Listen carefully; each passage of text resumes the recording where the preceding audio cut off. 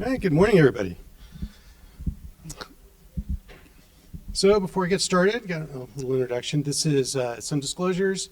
I have a few financial relationships going on now. I serve as a consultant for several states. I serve as a trainer for some states, and I get grant research support from a few different entities. And I'm also one of the founders of Evive, which I have not got a cent for, but still, if it takes off, there is a financial relationship there. I've been somebody in the problem gambling space for a long time. When I was in Reno doing my graduate work at UNR, before I got my PhD, I was an addictions counselor, and I was treating primarily individuals with gambling issues. I became known in the community as somebody who enjoyed working with folks with gambling problems. And since then, I've done research, I've been in the academic field, I've been in consulting. So I've been really kind of a follower of what's been going on in the industry in the US in particular for the past over 25 years. Sam is somebody with lived experience. He's dealt with gambling struggles for a while, and you'll be hearing more about that. And we're going to try something kind of different today. We did this once before, it worked really great. Sam's unable to be here today, so we'll see if it works via recording. But we're going to kind of interweave these stories. One of Sam's journey as somebody who was in the gambling space as a gambler, and then my observations during the time when he was kind of in that space, kind of what was going on.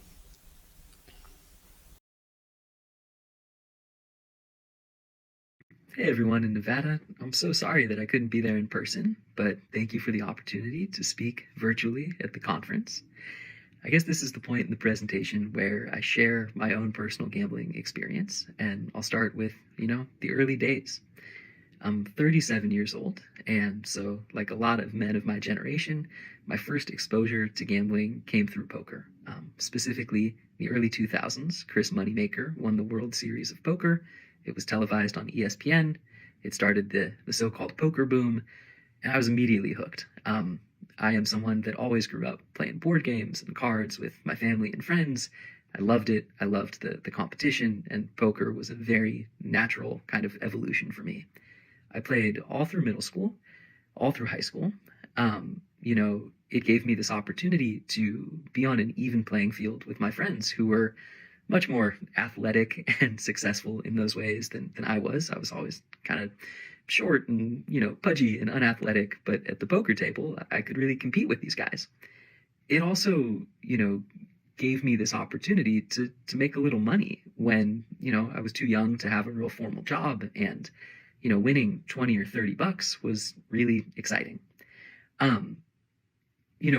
I played in person. We played at each other's houses. And one of the funny things to me is that our parents were super supportive. We were inside. We weren't on the streets. We weren't drinking or smoking pot or any of those things. We were playing games. When I went to college, which I did in Central California, I started playing poker in the dorms, and pretty quickly, made a group of friends that were more serious about playing. And when we turned 18, we graduated to playing at the local tribal casino that was maybe 40 minutes from school. And that's where I first started to notice some challenges with my own experience of gambling. I started prioritizing gambling in the casino over classes or working. We would drive up there at 8 o'clock at night, intend to play for a couple hours, and inevitably we would play for, 8 or 9 hours and not get home until 6 or 7 in the morning. And then I would skip class because I was too tired. It's also the first time that I really, saw myself struggling to maintain a limit. I would say, hey, I'm going to gamble with $100 today or $200. And if I would lose it, I wasn't able to stop. I would go back to the ATM and withdraw more money. If, I lost that, I would start borrowing money from my friends if they had any to lend me. And I justified that in a lot of different ways. We're all sharing a car together. If I, don't borrow money, I'm going to have to sit here bored for the next 5 hours while my friends finish playing. But in truth, I wanted to keep playing. It was exciting, it was a rush, and I didn't want to be left out. So through all of this experience, poker was still something that I felt was positive in my life. It was connecting me with people. I loved that at the poker table, there was this really diverse crowd of people from age range and languages that they spoke and kind of socioeconomic backgrounds. I really liked the strategy that I was learning. I loved the kind of mental aspect of it. But certainly in college, it started to, cause some trouble. However, I really only conceptualized of gambling harm as financial. And at that point, I was in college and I didn't have a lot of money anyway. So if I lost a couple $100 playing poker, that just meant that, I didn't have any fun money for the next month or two, right? I couldn't go out to eat with my friends. I had to keep eating in the dining hall, but it didn't really affect my quality of life at a high level. And, as long as I wasn't going broke, as long as I wasn't going into debt, as long as, I was still maintaining what I needed to do to graduate from school, it was fine. In retrospect, obviously a huge opportunity cost. I spent way more time at the card table than I did taking advantage of my opportunity in school, but definitely did not see it as a huge problem. Okay, you guys remember the big poker boom? Yeah, I recall that. That's when I first started kind of doing some stuff with states, and that was the big worry. It's like a Chris moneymaker and all these people starting to pick up poker and it reaching kind of a younger population because of the popularity of seeing this stuff on like ESPN and things like that. So Sam was one of the people kind of got pulled in through that whole poker boom craze. Oops, let's see. Okay, I'm back. The next phase of my gambling was really where I started to experience harm and a lot of things changed. After college and exclusively playing poker during that time, I moved out of the country to teach English in South America for a couple years. And I found myself, after that experience, moving back to my hometown when I was about 23 years old.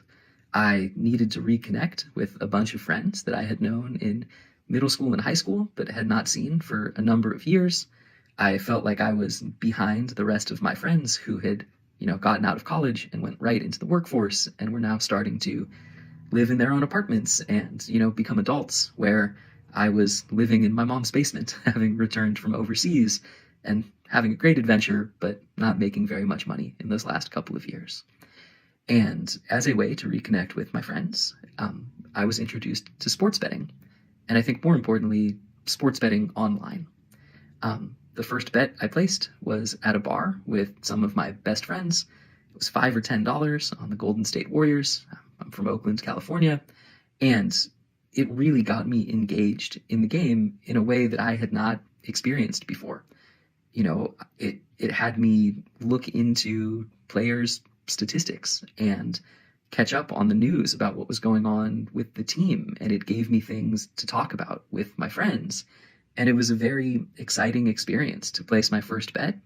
And having this, background in poker and strategy and, the math around it, I liked gambling. I felt pretty confident in learning this new form of it. Very, very quickly in that time, probably 3 to 6 months, my gambling escalated drastically from placing $10 on that Warriors game to, my entire life revolving around which sports were televised that day. I would wake up in the morning, I would start betting on the early slate of baseball games at 10 a.m. I would go to work and I would be keeping an eye on what was happening in baseball. And if there was soccer in Europe during the day, I would keep an eye on that. And I would constantly be checking, the status of my bets. When I got off of work around 4 or 5, I would get home as quickly as I could to see the 4 p.m. games that were starting on the West Coast, and then the 7 p.m. games, and I would be gambling, the entire day. I would go to sleep, I would wake up the next morning, and lying in bed, the first thing that I would do would be to check my bets. And still at this point, I only saw gambling harm as financial harm. And one of the ironies of me experiencing gambling addiction for so long is that I've always been somebody that is, good with money. I have had a budget for my living expenses. I always knew how much I had to pay and how much money was fun money. And as long as I was just spending my fun money on gambling, I didn't think it was a problem. Additionally, the amount of fun money that I had increased pretty drastically and quickly as I started my career in tech. The money left over at the end of the month went from $100 to $400 to, $1,000 to, at some point, like $3,000. And, inevitably, that all went to gambling. And I found myself more and more distracted. I found myself thinking about the games when I was in meetings. I found myself thinking about the games when I was going out with friends. Instead of it being an activity that would enhance my experience of being in a bar and, socializing with my friends, and using the game as an excuse to get together, the game and the bets became the primary motivation, and I was socializing with my friends less. We were talking less. I was more watching what was happening on the screen and, the numbers going up and down in my phone. The other big change that happened within that first year or so is that I started to crave more action, and I started to engage in other gambling activities that I would have never done in a casino. Growing up playing poker, I was a snob. I think a lot of poker players are snobs. Poker is, what we see as a game of skill, and putting money into a slot machine or on the roulette table. I wouldn't do that in the casino because I would have felt embarrassed that my other poker playing friends saw me playing a suckers game, right? But on my phone, when nobody could see me by myself, in the beginning at home, I started to do these things. And, I won some money playing slots. I think a lot of people that have experienced problematic gambling can look back on a big win. I had a big win on a slot machine early on, and it caused me to keep, chasing that thrill. Well, pretty soon, the being distracted by sports games that, were happening outside of my location when I was at work became replaced by, sneaking off into the bathroom at work to spin the slot machine a couple times or play a couple hands of virtual blackjack. And then that pretty quickly crept into sneaking away from dates or being in the bathroom at a bar or, doing it on my phone, sitting on the couch next to my girlfriend or my parents when, they didn't know what was happening, but I should have been socializing with them. The other change that happened is that, I started to feel like I had less and less control, and I started to feel the beginnings of shame or, embarrassment around that. It got to the point where I would get my paycheck and I would say, okay, I have $500 to gamble with until my next paycheck. That is my bankroll. And I would make a plan to budget it out. And I would say, okay, I'm going to go to the poker room on Friday after work, and I'm going to sit down at the table with $100. And if I lose that $100, I'm going to leave. And I'm not going to play blackjack, and I'm not going to play slot machines. I'm not going to do anything else. And my paycheck would come, and I would have this plan in mind, and I would say that plan in my head walking into the casino. And before I even got to the poker table, I would have lost all $500 playing at the slot machine. And I would beat myself up about it, and I would feel really weak-willed and undisciplined, and what is wrong with me? Like, I had this plan, and now I have to wait another 2 whole weeks before I can gamble again. And in those 2 whole weeks, I would start to punish myself for my undisciplined, ungovernable behavior. And a lot of that punishment would be, I would live this kind of Spartan lifestyle. I would not spend any money on food. I would, eat whatever I had in my pantry and top ramen and rice and, just the bare minimum. And I would go to the gym and I would just, kill myself in the gym and really take out some of this self-loathing through exercise. And I started running marathons and, ultra marathons. And this was the beginning for me where there was this disparity that started to grow between the way that I felt about myself inside because of my struggle to control my gambling, and the way that people started to see me on the outside. I didn't tell anybody about my struggles with gambling. Not my family, not my friends, not romantic interests. I was too embarrassed about, my struggles. But they definitely saw the outcome of my exercise and the outcome of the work that I was doing in my career. So, people would come up to me and say, man, you're doing so well. You're doing great. Congratulations. Oh my goodness, you're accomplishing and achieving all of these things. And, I would just think, if only you knew, if only you knew what a piece of garbage I really am inside and how weak I really am, you would think differently. And that was really the start of me feeling more and more isolated from everybody. The other thing that really started to happen was that I would feel numb and an increasing sense of numbness. The only thing that seemed to make me excited or feel anything was when I was gambling. I didn't know any of the neuroscience. I didn't know what was happening with my levels of dopamine. All I knew was that, going on trips just wasn't that exciting. Things that I used to really enjoy were not super enjoyable. Like, I didn't enjoy going out to a nice meal. I didn't enjoy hanging out with my friends. I didn't feel that good after I, played music, right? Something that I had done for many years. But I always felt something when I gambled, whether that was the slot machine or making bets on the game. It let me feel, and that kept me gambling.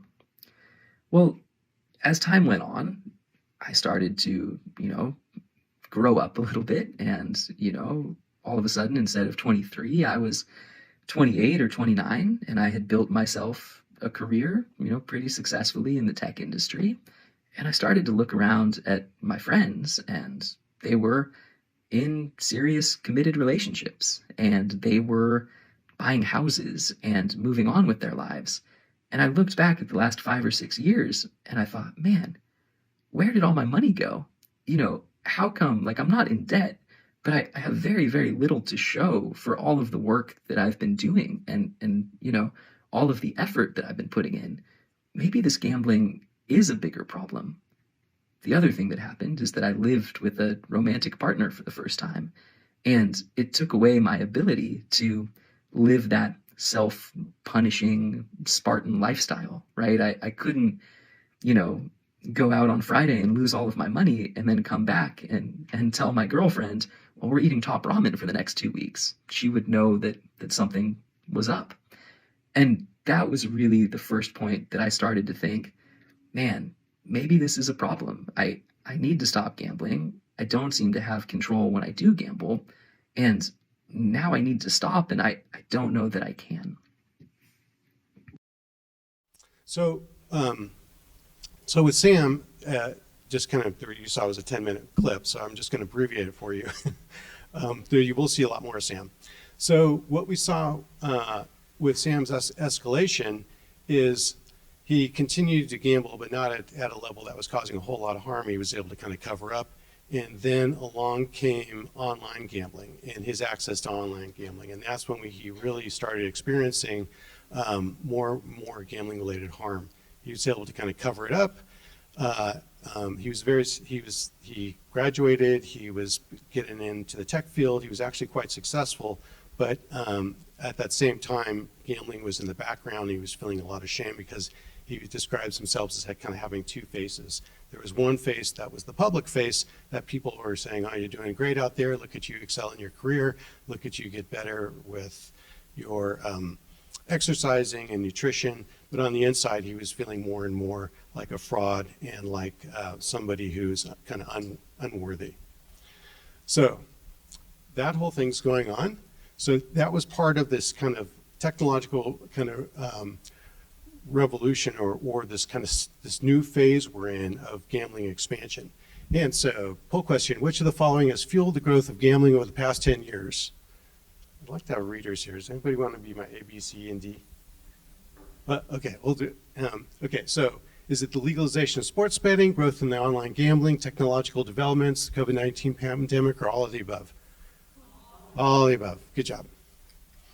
Okay, and real kind of quickly, what that, some of these things that had happened over the past few years, the way they accelerated or changed the gambling landscape in the U.S., sports betting was definitely a real big one. Does anybody have an idea, what was it about sports betting that really kind of changed the landscape in the U.S. regarding kind of gambling and also gambling-related harm? Any ideas? I mean, there was sports betting some places. People were kind of doing it illegally online. There's in-game betting.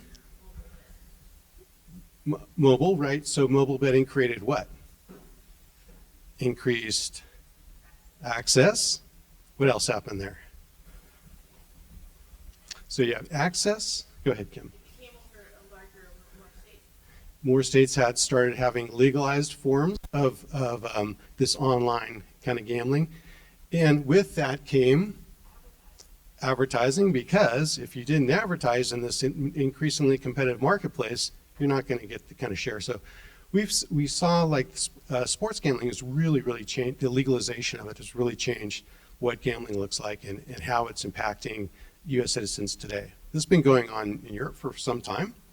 But we really didn't learn lessons very well from the experience of other countries. And with that, as was mentioned, the growth of online gambling was kind of spawned, because in almost all jurisdictions, online gambling really wasn't something that was legal. But with sports betting, it moved onto a mobile platform, and all of a sudden we have online gambling that's legal. And as you can see from these numbers, I'm not going to read them all to you, but the marketplace has really just exploded in really dramatic ways. Annual growth rates of the gambling markets increased in the U.S. 9%, kind of year over year on average. It's every quarter it reaches new records, and we're seeing $35 billion projected online gambling revenues in 2029 is what's anticipated. Now, along with this is this technological revolution that's making all this possible. Like, we couldn't be gambling on our phones and in ways that we're able to do now if technology wasn't moving the way it has been. So the mobile revolution is really something. It wasn't too long ago, when a lot of folks, they had a phone in their pocket, but it was like a flip phone, right? It didn't have internet access. Now what we have on our phones is what used to be considered a supercomputer of days past in terms of the computing power that these things offer and the speed at which we can engage in an online environment, which is really creating the ability for these advanced platforms to produce some very engaging materials. Also, social media engagement. This could be a whole talk in and of itself, so I'm just kind of blowing through this stuff. But what we see is, virtual and augmented reality, that's kind of something that is becoming more and more investigated and applied within the legalized gambling space, creating products for this more engaging way of gambling. We have the convergence of gaming, sporting events, and gambling. And then artificial intelligence and machine learning is another thing that is really starting to accelerate the way that the gambling industry is able to kind of capture increased revenues. Does anybody have an idea how AI might be used by the industry? And it may not be happening now, but it could happen in the future. In some places it's not regulated, in other places unregulated. Any idea? How could AI help the gaming industry in terms of compete more with their competitors? No ideas? Yeah.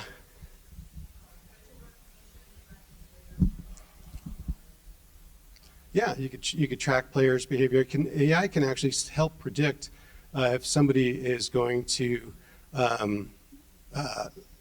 decrease their gambling activity, if they're going to start kind of burning out, and it could offer additional incentives and stuff like that to keep people engaged. Now, the pandemic did something really interesting. If the gambling industry over the past 10 years, because of these revolutions in our space, were occurring, if that was like a weightlifter, it was getting stronger and stronger and building muscle. And then COVID came along. COVID was like steroids. So what it did, it took something that was happening already and really just accelerated it. So it accelerated the movement to online gambling. It accelerated increased legalization. Does anybody have an idea why would more states could say legalize sports betting after COVID than if COVID hadn't happened? Revenue, right. What happened to COVID? Some of these states got slammed. Nevada was one of them, where it really hurt revenues. Now, also what was going on with COVID and the impact, the aftermath, are people were not feeling very comfortable economically. Increasing taxes really was not a good political move. It was not favorable at all. So one way to bring in those increased revenues was to expand legalized gambling, which funds an awful lot of government and really valuable programs within government. So many things are kind of happening during this time. We're seeing this tremendous shift in demographics. The folks that you would traditionally think of as gamblers were the folks that you might see on the gambling floor down below. What do the folks look like on the gambling floor? Sorry?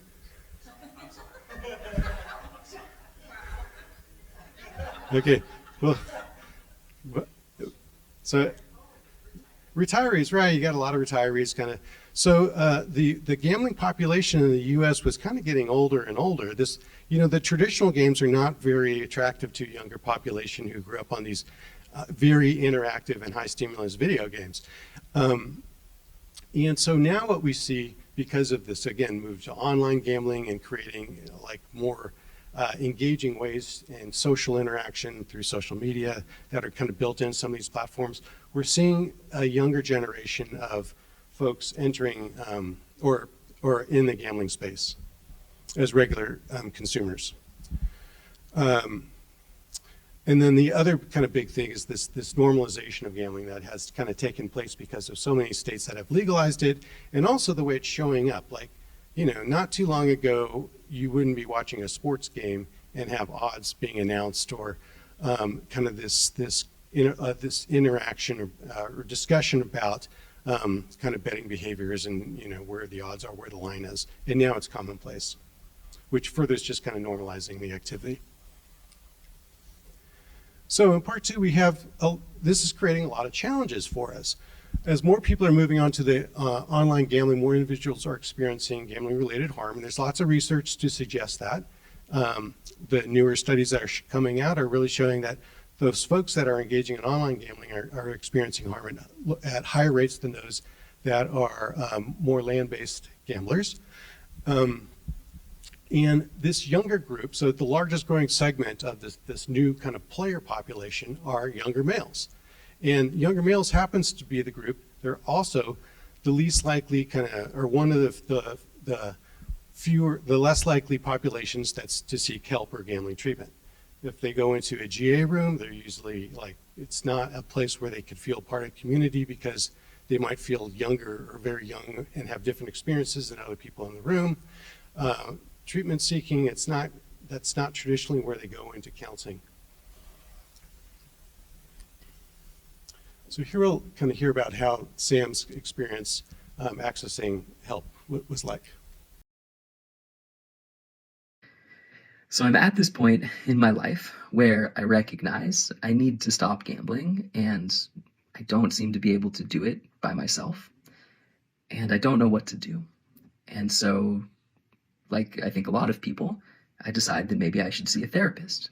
And I go online and I go to Psychology Today and I type in gambling therapy, and a list of providers in my area come up.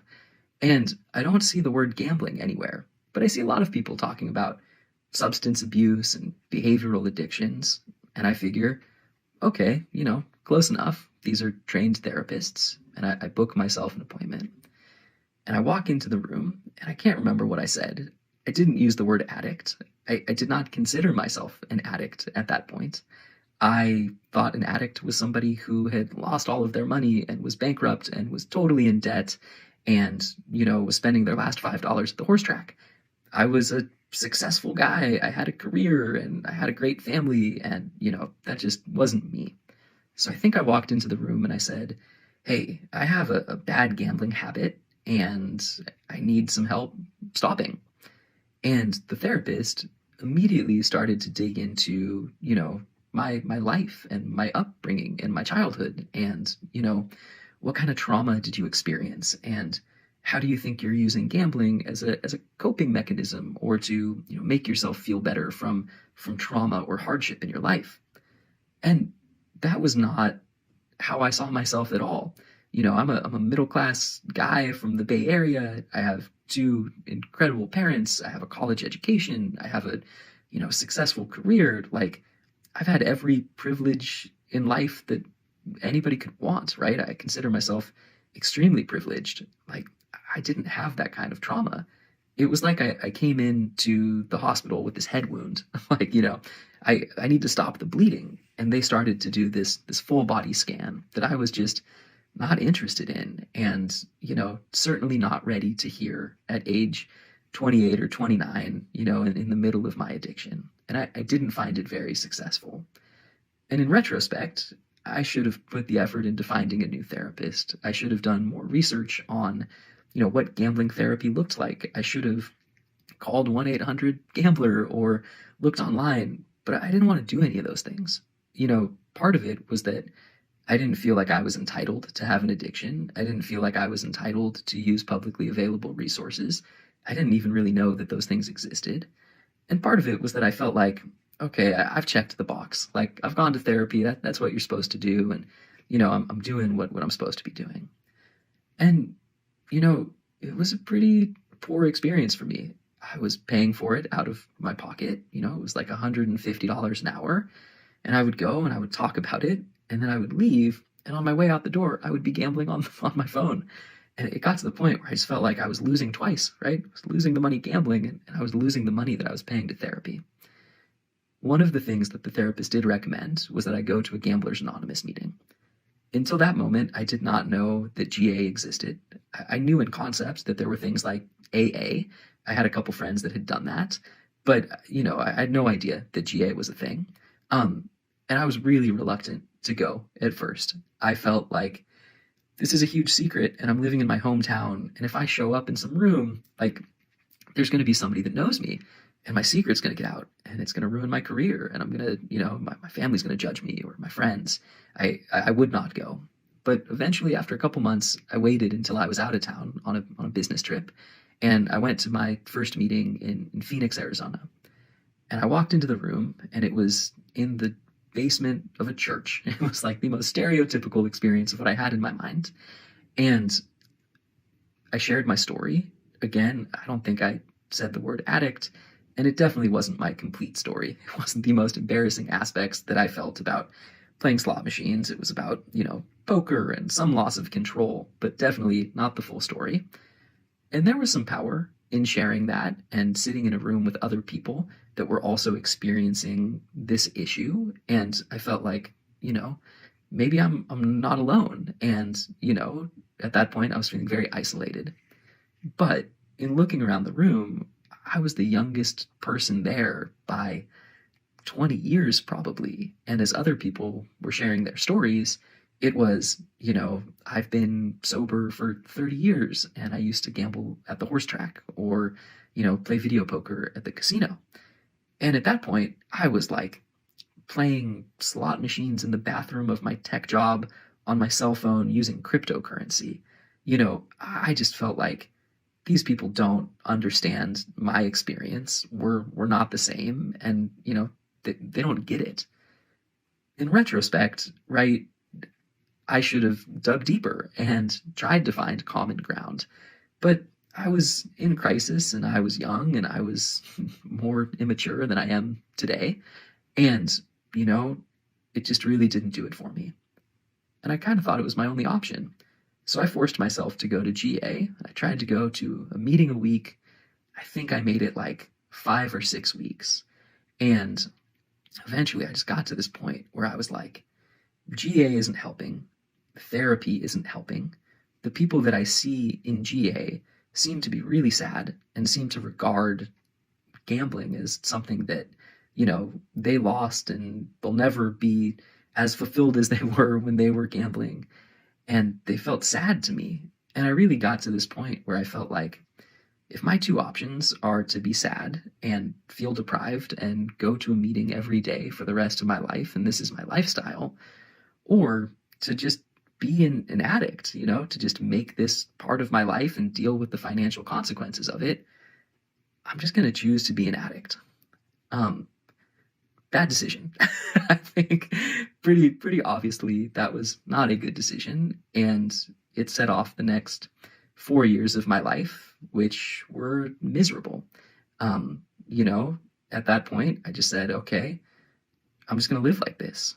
And every now and then I would wake up and I would be like, today is the day that I change my life, and I'm just going to quit cold turkey. And I would string together a week or 2 weeks or maybe a month at some point of just white knuckle misery. Like, I'm not going to gamble. I'm not going to gamble. But all I want to do is gamble. And then inevitably I would slip. And that slip was usually really small. Like, I would walk home from the bus and I would stop by the corner store. And at checkout, reflexively, I would like buy a lottery scratch off ticket. And that would ruin my sobriety streak. Whatever I had, it was over because I just gambled. And day one didn't start again until tomorrow. And so 2 hours later, that $5 scratcher, turned into $500 on the basketball game, or me sitting at the poker table with $1,000 in front of me. And that must have happened to me 100 times, 200 times. I honestly can't count. And as that kept happening, I just went further and further towards rock bottom in my addiction, and other things started to happen to me. Maybe not happen to me, but I started to engage in other things that I traditionally didn't do, like drink. I was never a big drinker, but I was feeling really sad and isolated, and I felt like I was a fraud to all of my friends who didn't know what was going on with me. And when we were drunk together and partying, like, at least we were on the same page, at least we were having a shared experience at the moment, because I didn't feel like I was having a shared experience in a lot of my life. And the drinking got worse and worse, and, the gambling got worse and worse. And for the first time, I really struggled to maintain my focus on my career and my work ethic. And I was working at these very high pressure tech types of jobs, and the wheels started to come off of the bus, right? My addiction started to really seep out of the cracks. When I turned maybe 31 or 32, I had been in a couple-year relationship with a woman who I really loved and felt very strongly that I wanted to marry. And, I think a lot of problem gamblers can tell you that they feel this Jekyll and Hyde sensation of, like, your rational brain telling you what you should be doing, and your kind of addict brain compelling you to do things that are not good for you long term. But I very rationally wanted to be with this woman, and I wanted to marry her. And I proposed, and she said yes, and I was thrilled. And then a couple months after we became engaged, she sat me down and she said, look, I don't know what's going on with you. I really don't. You seem to be like two different people. Most of the time, you're this laid back, super fun, intelligent, open guy.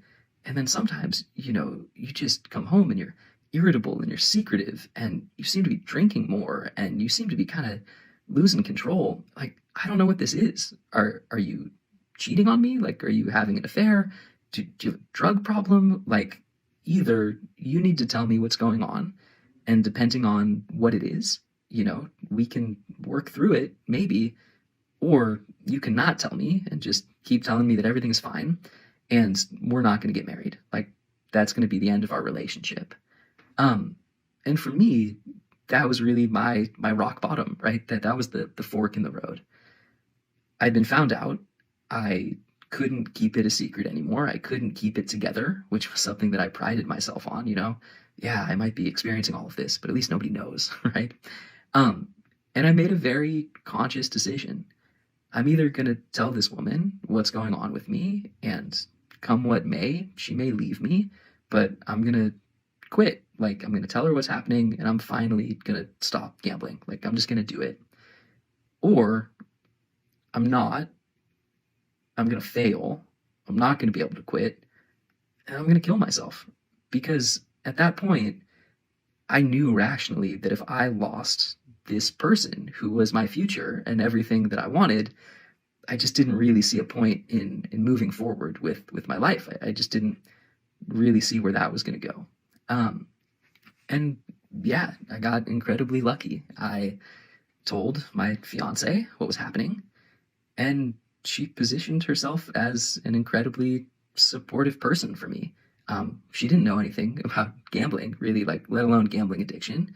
She didn't have experience with that firsthand, but she educated herself and she helped me educate myself. And we started talking about it really openly. And we started reading books, and I learned about the neuroscience of gambling and what was happening in my brain. And I gave away financial control to my wife, over my bank accounts. And we put in this system over time that helped me stop gambling. And, it wasn't a light switch. It wasn't, immediately, but pretty quickly, I really got clean. And at this point today, I've been sober or off the bed, whatever we want to call that, for about 5 years. And every day is, just, it's incredible to me how different my life feels now versus how it felt for so long. And just the amount of clarity and brain space and peace and presence that I feel in my life. There's no way that I could have imagined 5 years ago that it would have been possible to stop gambling, let alone possible to stop gambling without feeling like deprived every day, right? Without missing it. So that was really, this first phase of my recovery and how I stopped gambling. Right. So there I think Sam did a good job of describing some of the challenges that people face as they kind of go through our system. And if you recall from Dr. Fong's presentation yesterday, that the time lapse between, on average, in California's data, between when people first start experiencing problems related to their gambling to actually going into treatment is 10 years. So that's a long time folks are out in California. And we're seeing similar things in Oregon with the data that I oversee. And Sam kind of described that very same sequence of events in terms of gambling at problem levels for a long time, trying different avenues of help, not getting the type of connection or experience that he needed in order to kind of move into recovery or significant change in his gambling behavior.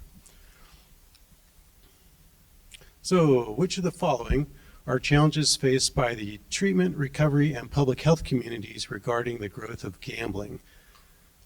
Okay, A, rates of problem gambling among online and app-based users is higher than persons who gamble at land-based establishments. Okay. The largest growing segment of persons who are developing gambling problems are young adult males. Treatment seeking among individuals with gambling problems is very low. Technological innovations in the gambling industry outpace the prevention, treatment, and recovery communities, or all the above. Right. So what we're seeing here, as we described earlier, there's a lot of innovation, and technology is really playing a significant role in the growth of gambling. And it makes sense. If you're going to be in the business of providing gambling and you want to create revenues for your stakeholders, you're going to you're going to use tools at your disposal that's going to make your business more profitable. It only makes sense. But unfortunately, what's happening is what's not happening. And that is on the help side, on the treatment community and the recovery community and the public health community, we're just not using technology in the way that the gaming industry is harnessing it in order to kind of promote what they're after. So what they're after in the gaming industry is, they want a larger player base, they want, increased revenues, and among the public health community, it's kind of reduced harm. Now, the gaming industry is not trying to create harm. I mean, that's real clear. They're not. I'm not saying they're trying to, but it's a side effect of a portion of the people that engage in gambling. So in short, what we're seeing is the current tools and systems of care are not meeting today's growing needs. And it's falling more and more behind each day as, again, things are just not being embraced on the health side with utilizing technology. But it does create some new opportunities. So there's lots of opportunities for us in the kind of public health and space to utilize these technologies, and also in the responsible gambling space. And we're seeing that, and I'll give you a few examples of that. Okay, poll question 3. Which of the following newer technologies are currently being used or explored to reduce gambling-related harm? Is it AI-powered player tracking, alerting players and operators when behavior analytics detect problem gambling risk? Is that happening? Yeah, it's happening. AI-powered RG support to players via chatbots and virtual assistants. Is that happening? Yeah, it's happening. I'm not saying it's happening like everywhere, but it's happening. Limit and self-exclusion tools and systems built into gambling platforms. That one is cool because that one's really widespread. And a lot of jurisdictions are actually requiring this. And even when it's not required, I'm seeing operators making that available to their players. Video conferencing technologies used for providing telehealth and support meetings. Yeah, the pandemic really brought that one into a much greater space in our community. What we saw in Oregon is, something like 10% of visits were telehealth visits, and now it's something like 60%. And that is probably happening in many other jurisdictions as well. I'm talking about the gambling treatment community. So we're seeing, that's great because that's increasing access. New recovery and safer gambling apps. Yeah, we're seeing that. So all of the above.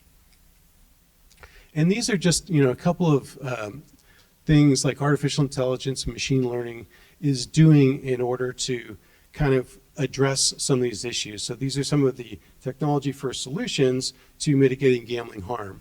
Behavioral tracking analysis, chatbots and virtual assistants, AI therapists, and personalized tools. So through AI, it could see what people utilize most effectively to help them manage their gambling behaviors or moderate it. Now, I'm not saying all these things are very widespread, and many of them are in their infancy, but this is where we're going. Oops, did skip one? And these are just a few examples of some businesses that are just kind of doing some very cool stuff. BetBuddy uses predictive analytics and machine learning to identify and manage at-risk gambling behavior. ID Pair, this is a company, they're relatively new, but they're trying to create like a national voluntary self-exclusion system by using technology, by linking different data systems together. Midway AI, they're using behavioral tracking for early detection and intervention. ID Scan is making, in the responsible gambling world, doing some really neat stuff. Before, when people wanted to self-exclude, it was a long process. They often had to get a notary public to verify they are who they said they are. Now, ID Scan and other providers are able to instantly verify identity, and this is also useful for identifying people on self-exclusion lists. And Behavioral Insights team, this is a company that's doing some really neat stuff as well. So they will go in and they will actually do of analysis of responsible gambling programs and practices, and using science will help operators improve the way that they are able to offer responsible gambling products. So this is just an example of some companies that are kind of on the forefront and using technology to help mitigate gambling harm. There's many others out there. There's digital interventions, web-based smartphone apps, virtual reality interventions, serious games, gamification, and some of this is kind of built into like some of the apps. Telehealth, virtual access, and wearable technologies. These are all things that are being investigated, looked at, but currently not really widely adopted. So many of these things are really in their infancy. And these are just a few of the digital therapeutic example kind of providers. So we see like these are mainly using like AI to provide virtual therapy. And there's one of these that is actually developed to address problem gambling. It's out of Japan. They put together Gambot, and it's an AI chatbot that has been taught with cognitive behavioral therapy principles to address problem gambling. And it's not available in the US. I'm not even sure if it's available in Japan, but I know it's not available here. But these are some of the things, that's kind of happening and making help kind of more accessible to the public. And smartphone interventions.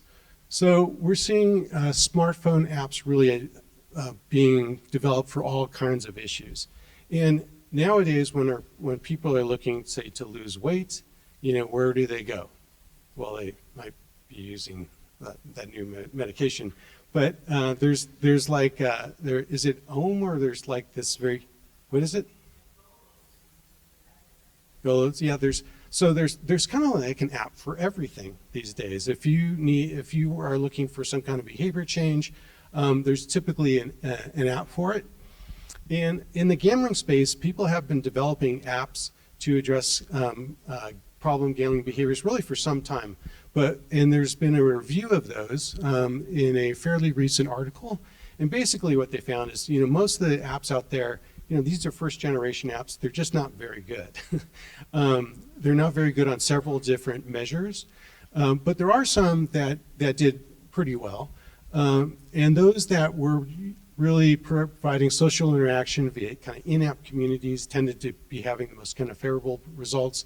Things like Recover Me and Quit Gamble. But you see the issue with like Recover Me and Quit Gamble and most of the gambling apps out there, when I say the gambling apps, the apps to help individuals who want to stop or decrease their gambling, is most of those are really for people who want to stop. Now, if you want to stop your gambling, one, you're a minority of folks out there. Most people are not at the place where they really want to quit. I mean, they have to really progress for some time. And again, 10 years, according to that California data. So during that 10 years, it's producing a lot of issues. So it's a kind of a smaller community of folks out there. So let's hear from Sam a little bit.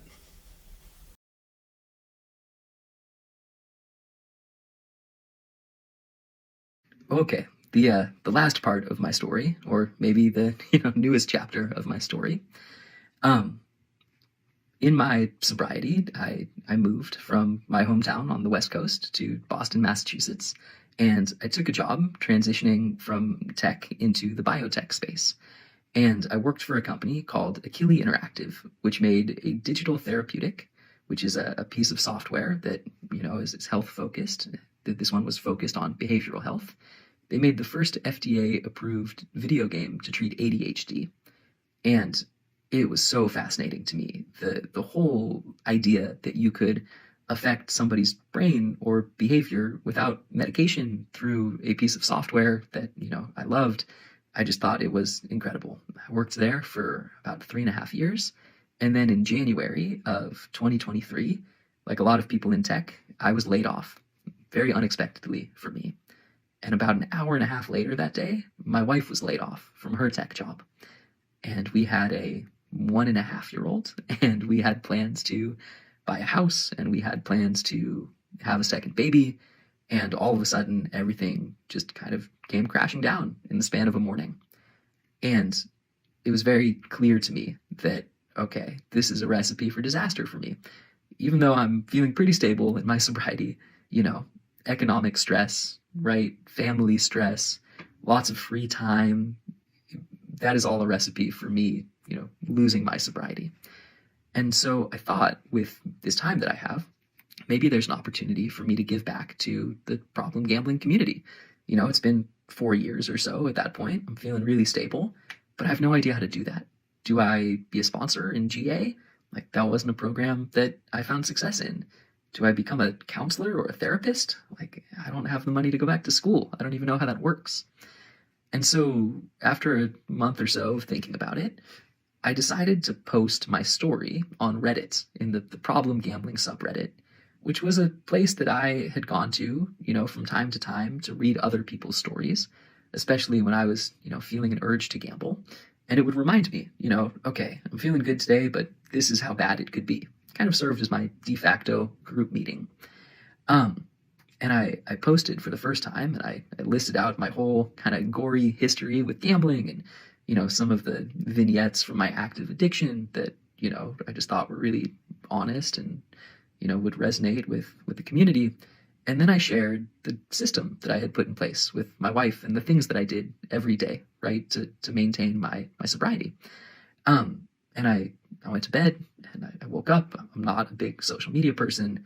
And there were just all of these comments on my post and all of these messages from people saying, man, like the way that you talk about that really, I just found really relatable. And would you talk to me? Would you coach me? What books did you read? What videos did you watch?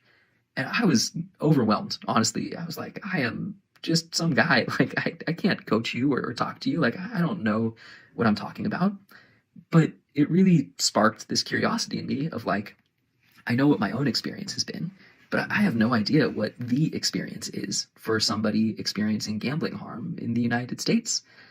And it sent me down this rabbit hole of research. And as I started to look at especially the kind of public health situation around gambling, the amount of funding that we put into gambling and the, differences and disparity between how states offer services to their constituents and the challenges around access and reach and engagement, I really felt like, isn't this an opportunity for a digital therapeutic, right? Isn't this an opportunity to apply technology to this problem in the way that I'd been working on it in the kind of ADHD space?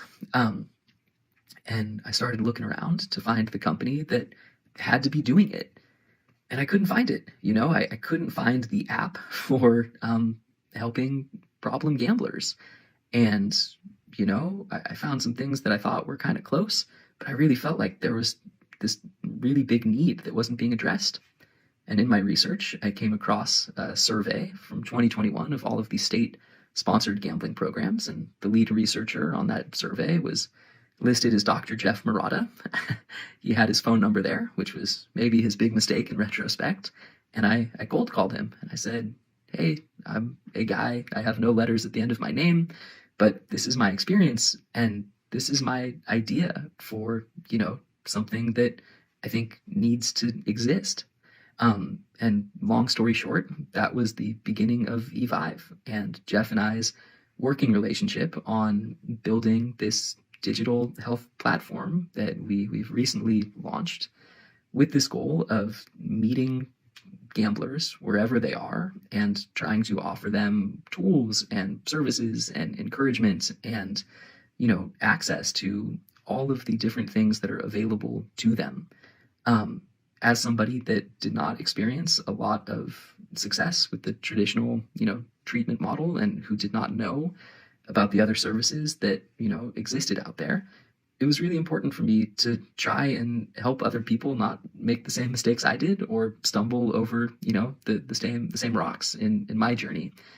I really believe that everybody's path to recovery or a healthier relationship with gambling is unique. And, the goal of E5 is not to be the way to do anything. I don't think there is one way to build a healthier relationship. I think it's all about helping people find the tools and the resources and the connections that really speak to them. And yeah, really, really excited about what we're building and so sorry that I couldn't be there in person.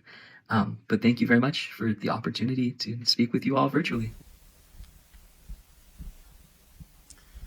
So what we're looking at, when Sam was doing his research is like how to support any individual looking for change with a relationship with gambling. So not just people who are looking to quit, because again, that takes 10 years sometimes, right, on average, of people out there creating chaos and harm in their life. To create personalized experiences to deliver effective and lasting change.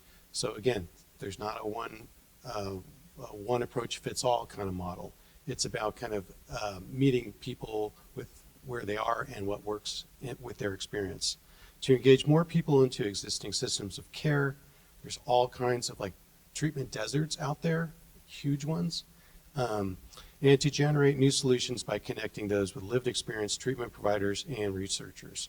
So what we find with a lot of the current apps out there, they're developed by people like me, and I actually don't think that's the way to go. We're just trying to put what we do in a counseling room or a therapy office on an online app. I think people are better served actually going into counseling if that's what they're looking for. So when we were looking at this, how do we create this health platform? It wasn't to have a therapist in your pocket. It's more like having a peer in your pocket. And for that, somebody who's kind of lived it and experienced it, and also using technology in a way that's going to make people's experience integral into the app and kind of serving them up materials that kind of would best fit their needs. So one way that we, think about, so there's multiple pathways. So the app isn't just for people who want to quit. We have three kind of tracks, if you will. One is the safer track. So these are for people who don't have any gambling-related harm. They're gambling in ways that don't produce issues in their life, but they might view it as risky activity. The other thing we're looking into kind of currently is using the safer kind of track with college populations. So when folks kind of enter college, they have to many times go through orientation. A common orientation module is about drinking and substance use on campus. That's part of orientation to help kind of students become kind of safer in this new environment. There's nothing like that for gambling. I don't know of anything that's really been developed, and this is one place people can go through, increase their gambling literacy by going through these lessons. Each lessons take less than 5 minutes because this whole thing is built around people don't have very good attention span, and so it's more kind of fast moving, if you will. Then we have another pathway that's for people who aren't ready to quit, but they understand that the gambling is really not working for them. They might want to moderate their gambling, and that's the reduced group. And then we have the stop group. And the way we promote the stop group, it's both for folks who want to support in their long-term recovery, for folks that want to kind of quit permanently, but also we really kind of push people into the stop group by saying, hey, you've been trying to reduce your gambling. It's really not working for you, and I'll talk about how we know that. And why don't you consider taking a break? There's dry January. Try a month without gambling, and we'll monitor how you're doing and see how you're doing at the end of that. So people can kind of change these pathways. And they do that. The app has several features as behavior tracking. There's a lot of educational resources. There's well over 100 different articles, and they just kind of continue to build. This is still a very early stage in the app development, although it's out there. Community support is so critical. There's an Evive community. That community is really taking off. The folks who are presenting in the other room are all actually part of the Evive community. So we're really trying to get the current community of people who are in recovery, doing podcasts, and are active from a lived experience space to be engaged. So what that means is there's a lot of activity. If somebody does a post, they'll get a response. And then the customization through different kind of tools. So what we're finding with this, these are very early evaluation. This is not publishable data. This is kind of our kind of early tracking. Is that 45% of the users are finding Evive helpful in maintaining their goal to stop if they're in that stop group. That 87% have a decrease in their gambling urges, and 64% there's a reduction in actual gambling behaviors reported. And again, we have kind of lots of different groups going on here. And this is some of the feedback we're getting from the users. The Evive app has been critical in my recovery from gambling addiction. I'm finding so much help and information as I'm looking more into Evive that helps to offer. This multi-tool is becoming my favorite in my tool belt. And with Evive, I have found an accountability partner that I can do daily check-ins with to measure the progress that I'm making. And what happens is the users are kind of encouraged to every day, and not everybody does this, but every day kind of go on to the app, and depending where they're at, it asks different questions. So if there are somebody who wants to quit, it will say, "Did you gamble today?" And then if they say no, it's say, "Congratulations, you have a 30-day streak of no gambling." And then I'll say, "What's your gambling or what's your mood? What's your mood over the past since your last check-in?" They rate their mood. and what's your urge level? And they rate their urge level. And then it does some analysis for them, and it, after a while, and I'll say, hey, you know, when your urge is high, it's when you are reporting this kind of mood. And so when they report a mood, it then serves them up things to address the mood state. So it's not a static app. It's constantly adapting to the input that's being provided by the user. You know, on the other side, for that, actually building the quit path was the easy one. The harder one was for folks who kind of want to moderate their gambling, because then we had to build in gambling trackers, and which is incredibly hard to do. So people can track their gambling behavior. They set goals for themselves. They see how they're doing on their goals, and depending on how they're doing, they get served up different stuff.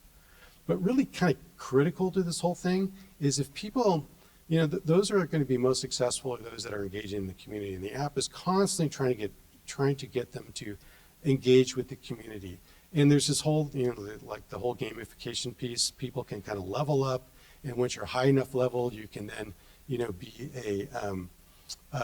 you're flagged in the community as a kind of like a star contributor. So there's all these different elements that we think is going to be attractive to. We built this primarily targeting these young adult males, but we're finding, you know, like people from all kind of identity and cultural bases are kind of using this. So that's it. If you scan that, you can link into the website and find out a lot more. I didn't go into a ton of details about kind of the features, but you could kind of get some more information there. And then I also know we have some people in the room that are using the app. I found out that Ted had asked all his staff to use it, so I had no idea. So you could kind of walk up to any of our hosts here and ask them like what their experience was with it as well. All right.